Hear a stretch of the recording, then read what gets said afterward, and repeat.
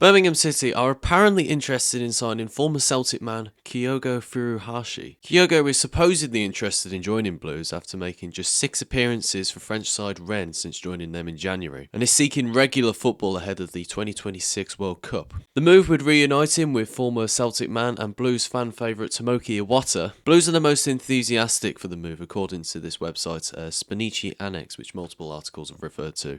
At Rennes, Kyogo made 6 appearances, with 5 of them coming on as a substitute.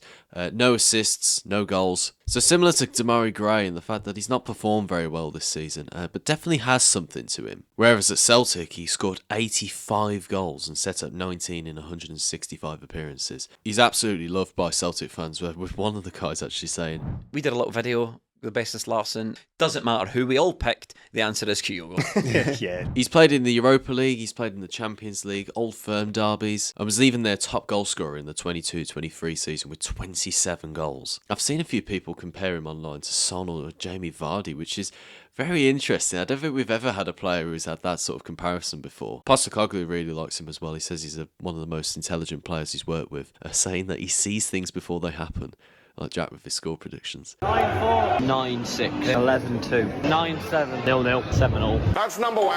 9-7. 4-4. 50 wickets over 10. I like him. I really do. I remember watching him in the Old Firm derby. I don't watch much Scottish football, as you can probably imagine, but I do remember he had definitely a lot of talent to him. And also, he's played under 2 managers that Chris Davies has worked with as well, Ange Postecoglou and Brendan Rodgers. So it all kind of works quite nicely when you put it on paper. He's very dynamic in his movements.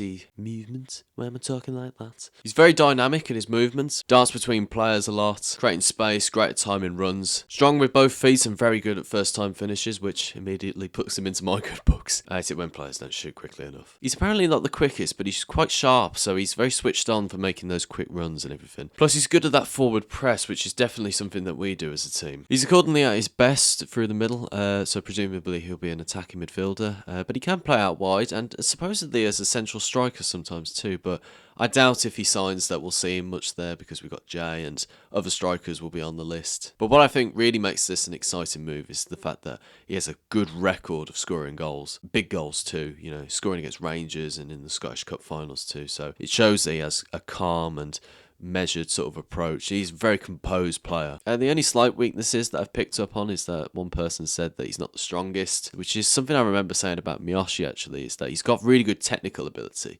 But anything sort of physical, he's like knocked off the ball like that. So might be a little bit of a concern because Championship players, as we know, and any English defensive player is just going to knock him off the ball straight away. And 2, he's had a few hamstring injuries as well, which is never a good sign, to be honest. He's not had anything long-term recently, but does make you concerned a little bit when you see that word. There's a great list of so many players that have been brilliant before.